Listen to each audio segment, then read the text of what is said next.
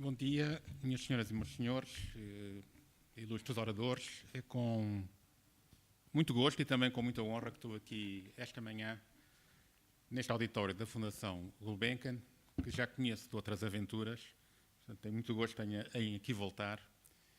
E, na verdade, queria, em primeiro lugar, agradecer o convite que nos foi feito e referir que o meu comissário Mimicher, é suposto estar aqui hoje de manhã. Houve uma alteração de última hora devido à conferência sobre o Afeganistão em Londres e ele pediu-me para ouvir aqui representar.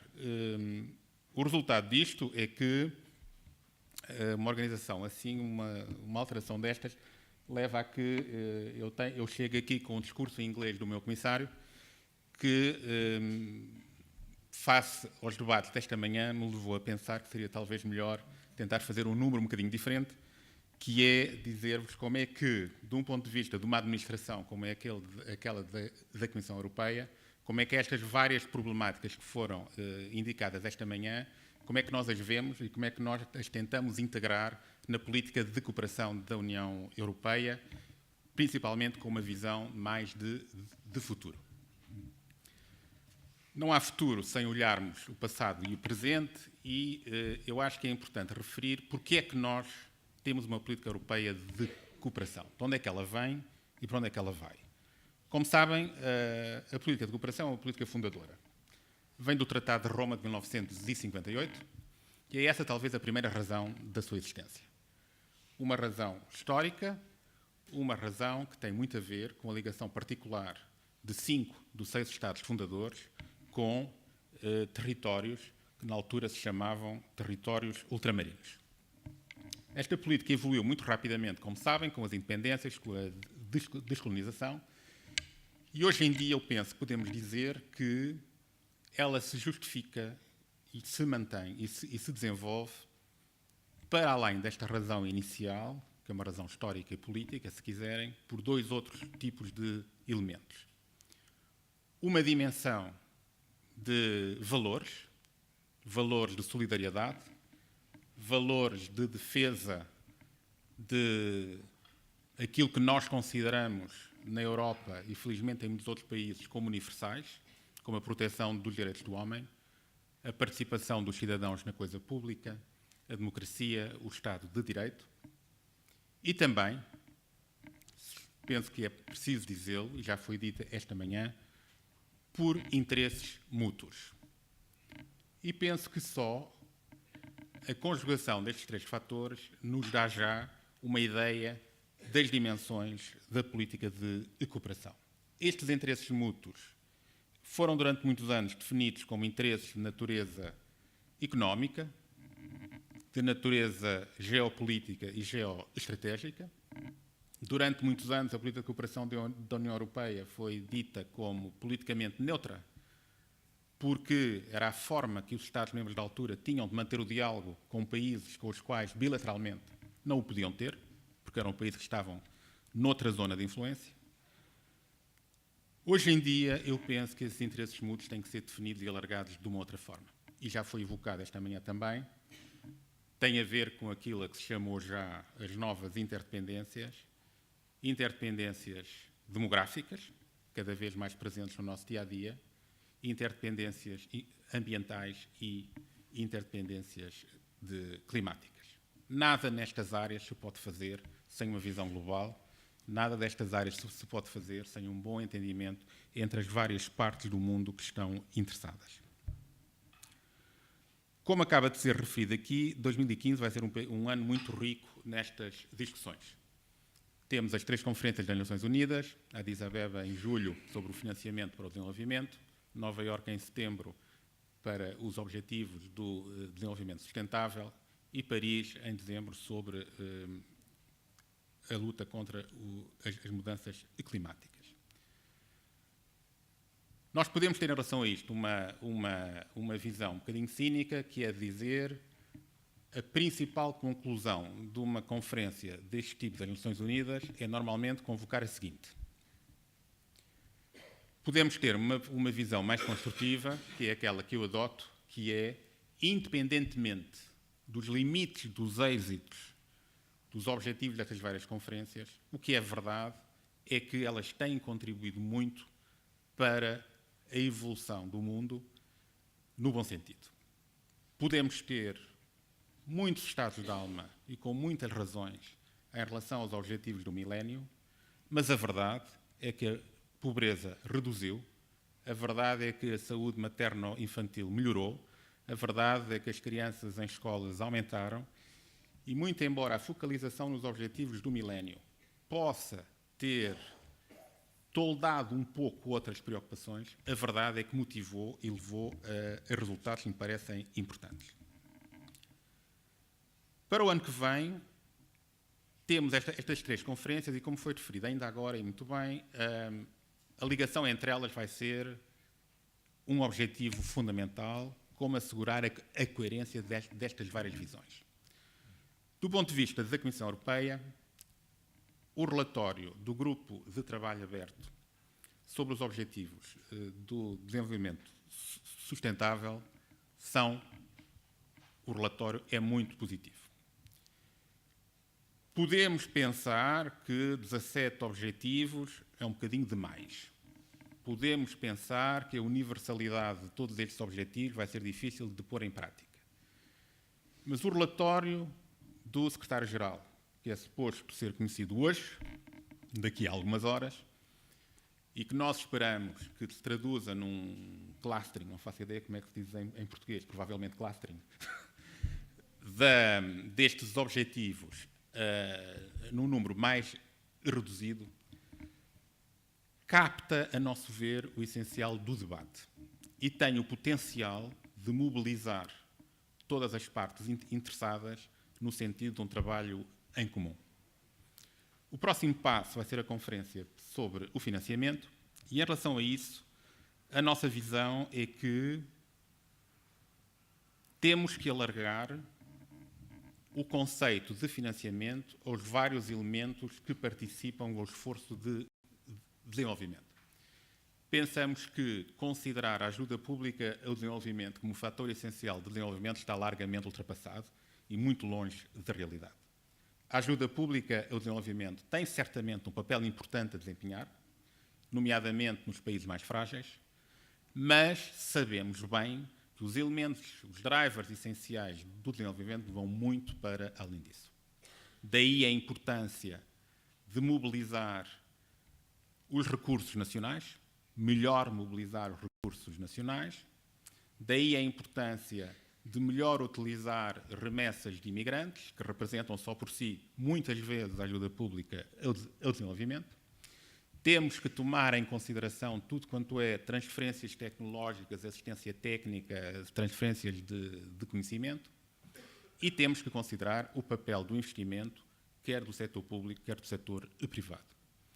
Todos estes elementos que, no objetivo 17º do relatório do Grupo de Trabalho Aberto, é definido como medidas de implementação. Peço desculpa, mas eu estou habituado a dizer todos estes termos noutras línguas e, por vezes, é difícil encontrar o equivalente na minha própria língua. Eu, aliás, costumo dizer que, depois de 27 anos em Bruxelas, já não brinco mais com a casa tipo maison e a janela tipo fenêtre, porque sai-me cada uma que desde já peço desculpa.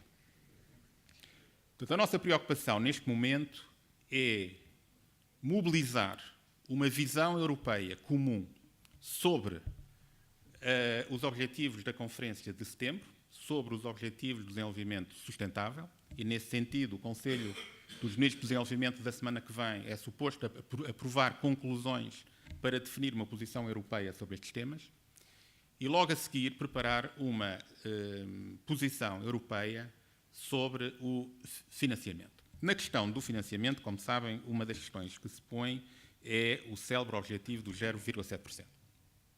Só há 4 Estados-membros em 28 que o atingiram, 2 deles ultrapassaram o 1%, e atingir este objetivo em 2030, era suposto ser 2015, se somarmos 15 anos, isto implicaria um aumento anual da ajuda ao desenvolvimento europeia, total, de cerca de 3,5 mil milhões de euros por ano. A questão que está em cima da mesa e que os Estados-membros vão ter que debater é entre o reafirmar deste objetivo, o que me parece uma necessidade mínima, ou aquilo que alguns chamam ser realista. Quando eu vejo os debates sobre o orçamento comunitário, tenho algum receio sobre o nível de ambição que os Estados-membros têm em relação a este assunto. Estamos a discutir um objetivo de 0,7% do produto interno bruto europeu para a ajuda ao desenvolvimento, quando o total do orçamento da União Europeia é de 1%. Não chega mesmo a 1%, é 0,90 e tal. O total dos fundos estruturais corresponde, neste momento, a menos de 50% do orçamento comunitário, portanto, a menos de 0,5%. Portanto, a minha questão é, será que há vontade política dos 28 Estados-membros, será que há vontade política do Parlamento Europeu de avançar em termos de ajuda pública ao desenvolvimento, para além do esforço que é feito em relação ao desenvolvimento interno dos Estados-membros? Do ponto de vista da política de cooperação ao desenvolvimento, o caminho deve ser esse, com o alargamento do debate a estes diferentes aspectos que indiquei. Outro aspecto muito importante e que é difícil de quantificar é a coerência das políticas, das várias políticas europeias e nacionais, face aos objetivos da política de desenvolvimento. Avançámos bastante, nomeadamente no domínio agrícola, por exemplo, já não há restituições à exportação para os países em desenvolvimento, há vários avanços nesse sentido. Os acordos de pesca são hoje em dia acordos de pesca sustentável e que cada vez mais se trabalha isto em conjunto com a política de desenvolvimento, mas continua a ser um objetivo difícil e que nós entendemos que deve ser prosseguido de uma forma prioritária. Os estudos de impacto em relação a novas políticas devem tomar isto em consideração. O teste de países em desenvolvimento deve ser feito e estamos neste momento a trabalhar precisamente em relação ao acordo, à negociação do acordo comercial de livre comércio com os Estados Unidos, no sentido de identificar os impactos que tal acordo, se concluído ou quando concluído, poderão ter para os países em desenvolvimento. E o mínimo que eu posso dizer neste momento é que os estudos que nós temos são muito contraditórios. Há hoje em dia análises bastante contraditórias em relação a isso. A ligação entre a política contra as alterações climáticas e a política de desenvolvimento tornou-se hoje em dia uma evidência. A questão é saber como é que a vamos trabalhar na prática. No que diz respeito à política de desenvolvimento da União Europeia, definimos um objetivo de 20% de climate friendly de todas as iniciativas, todos os programas e projetos que financiamos. Neste momento terminamos o período de programação da ajuda para os próximos 7 anos e a programação, neste momento, se for respeitada, prevê mais do que 20%. Portanto, estamos em linha com esse objetivo, teremos que ser muito atentos em relação à sua execução para que se possa, de facto, tentar respeitá-lo e ultrapassá-lo. O reconhecimento do papel de outros fatores de financiamento para além da ajuda pública levou-nos há algum tempo a lançar aquilo que nós chamamos as iniciativas de blending.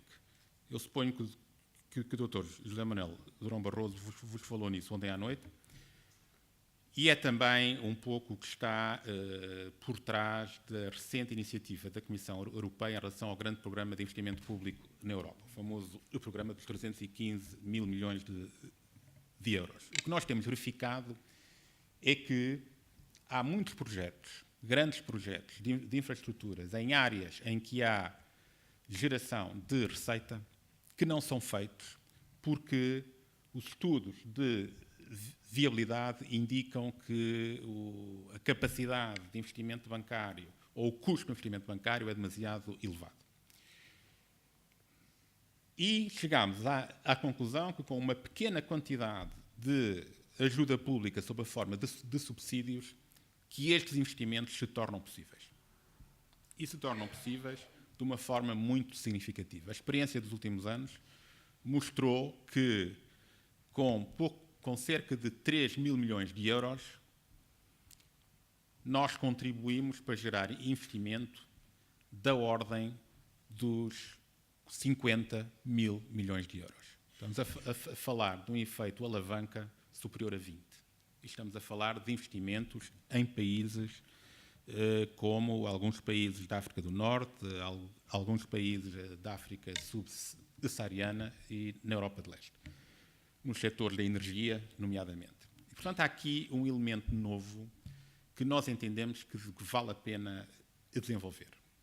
Assim como vale a pena desenvolver os apoios à iniciativa privada e ao investimento privado. Em relação aos Estados-membros e à cooperação com os Estados-membros, há também algumas boas notícias.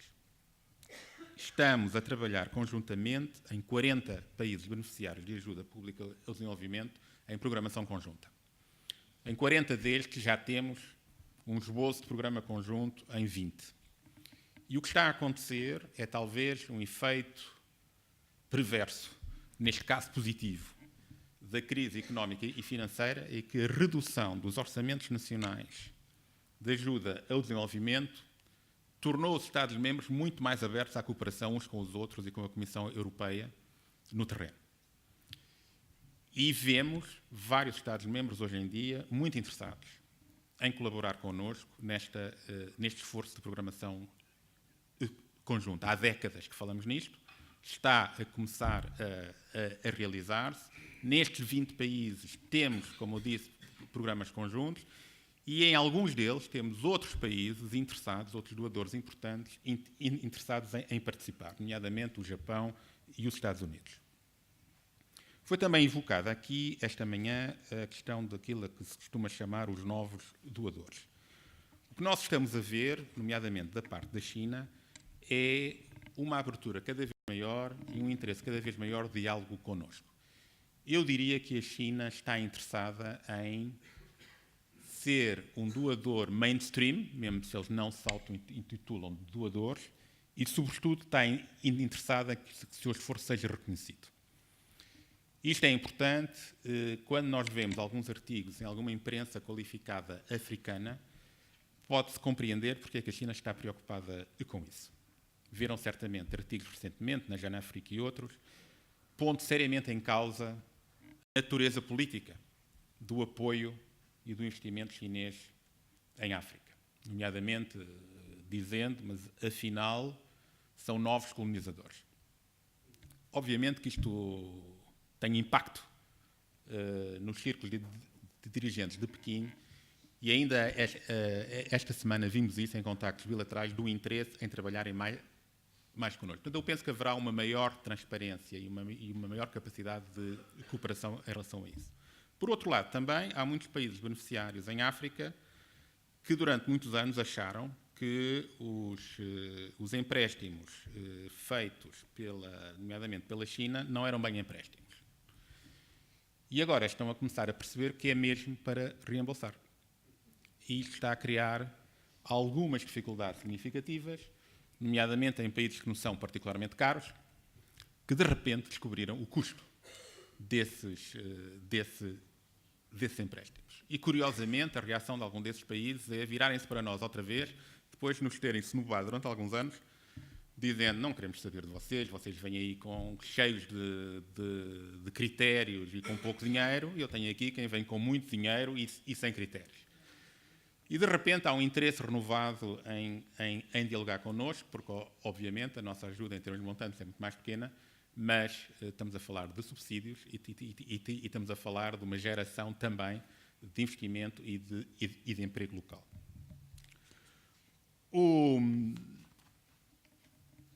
Esta visão das coisas leva-nos também a desenvolver a ideia de que a luta contra a pobreza, que deve continuar a ser o nosso objetivo principal, na realidade tem vários níveis de intervenção. Temos, por um lado, a ajuda direta aos mais pobres dos pobres, que obviamente continuamos a fazer diretamente e em colaboração com a sociedade civil, mas tem também uma dimensão de crescimento económico e criação de emprego. E nós achamos hoje em dia que temos que contribuir para a criação de emprego nos países, porque só a criação de emprego permite sair da pobreza de uma forma sustentável. E daí a abertura que nós temos demonstrado ao longo dos últimos anos e que está a ser acentuada neste momento à criação de condições para o investimento, seja através de criação de condições jurídicas para que o investimento se possa realizar, seja através de mecanismos de financiamento indireto. Em termos de comércio, como sabem, concluímos os acordos de parceria económica com quase todas as zonas que estavam previstas no acordo de Cotonou. É também um assunto muito controverso, há também estudos muito contraditórios. A nossa visão em relação a esse assunto é que, para a maior parte dos países, o potencial de benefício é enorme. E estou a falar aqui dos países ACPs que os assinaram. Para os países europeus, o impacto é muito variado. Mas posso-vos dizer, por exemplo, que Portugal é potencialmente o país dos 28 que mais poderá beneficiar dos acordos de parceria económica, pela simples razão que é o país europeu que tem a mais importante percentagem de exportações para esses mercados.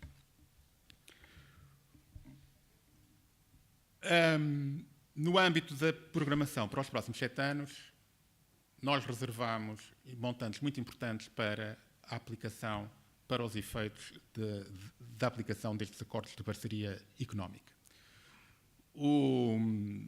Só para a zona da África Ocidental, entre a União Europeia e os Estados-membros e o BEI, nós temos previsto 6,5 mil milhões de euros para apoio a medidas de natureza facilitadora de comércio, medidas de impacto regional que permitam também aumentar o comércio intra-regional, que é outro dos objetivos importantes destes acordos.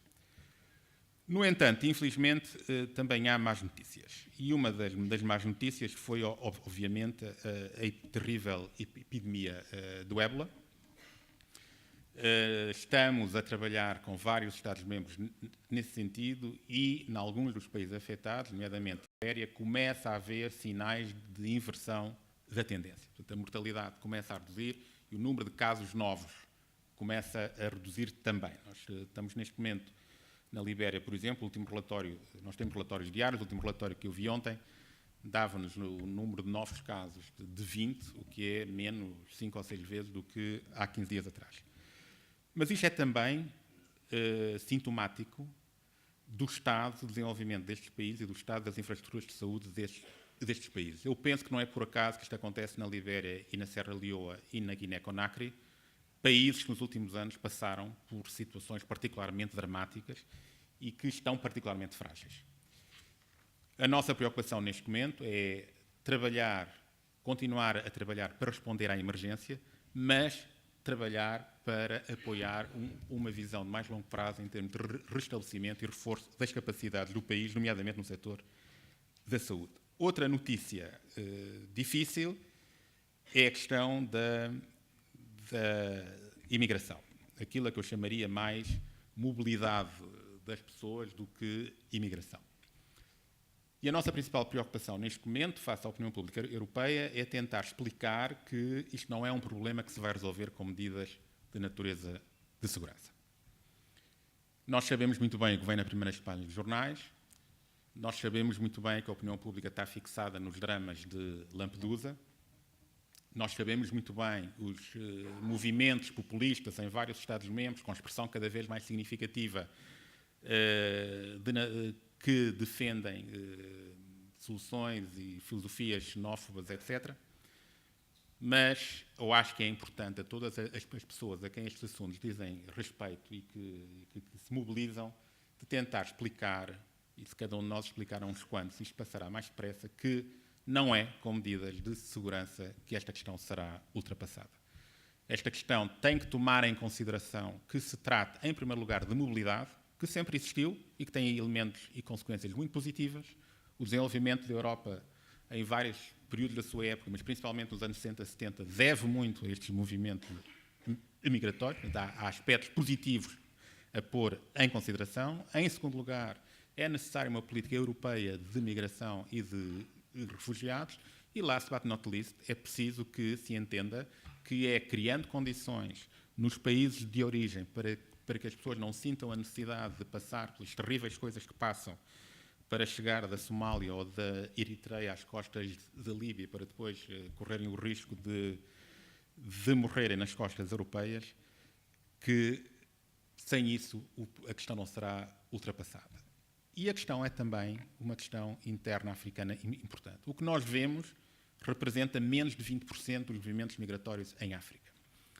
80%, 80 e qualquer coisa por cento dos movimentos migratórios no continente africano são dentro do continente africano. E o mesmo tipo de dramas que vemos no Mediterrâneo, não vemos, porque não estão lá as câmaras, existem dentro do continente africano, por vezes com contornos bastante mais dramáticos, quer através de fenómenos de escravatura, quer através de fenómenos de perda de vida de formas bastante violentas.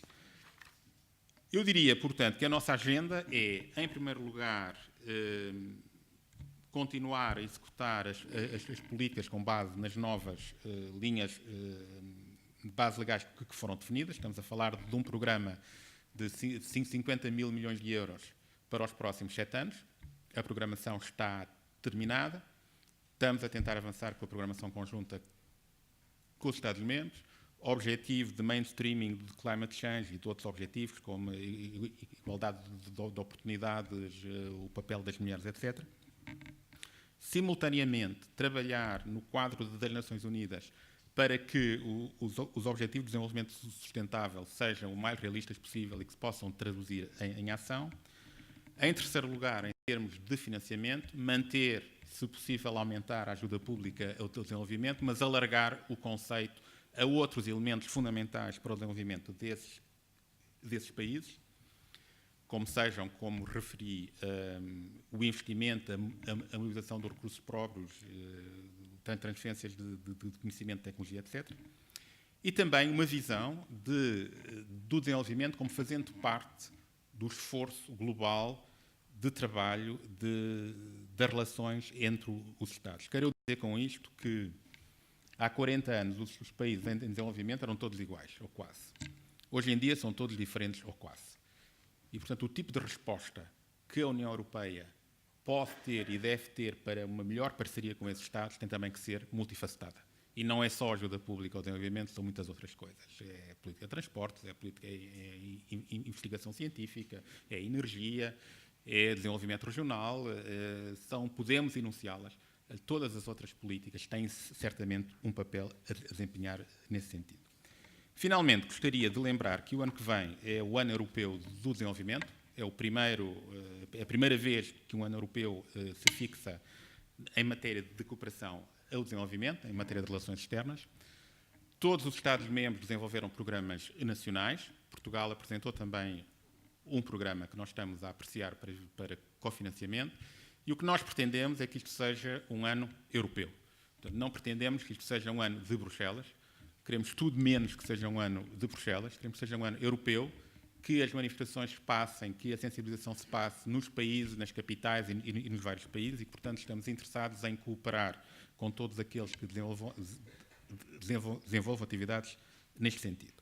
E, finalmente, a coisa mais importante do meu trabalho, se querem que vos diga, é, contrariamente a muitas outras políticas que nós gerimos em Bruxelas, nós aqui temos a possibilidade de ver aquilo que fazemos. Isso é a coisa mais extraordinária que eu posso evidenciar. Eu sei que quando financiamos um programa, que daqui a 2 ou 3 anos vamos ver mais crianças nas escolas, que daqui a 4 ou 5 anos vamos ver mais mulheres grávidas que vão ter acesso à saúde, mais bebés que vão ter acesso a tratamentos básicos. Nós vamos ver mais infraestruturas e nós vamos ver países que tomaram a sério o seu próprio esforço de desenvolvimento e para os quais a nossa pequena ajuda pode contar. Mas sempre com esta ideia de fundo. O nosso papel é ajudá-los a ajudar-se a si próprios, não é certamente substituir as suas próprias responsabilidades. Muito obrigado.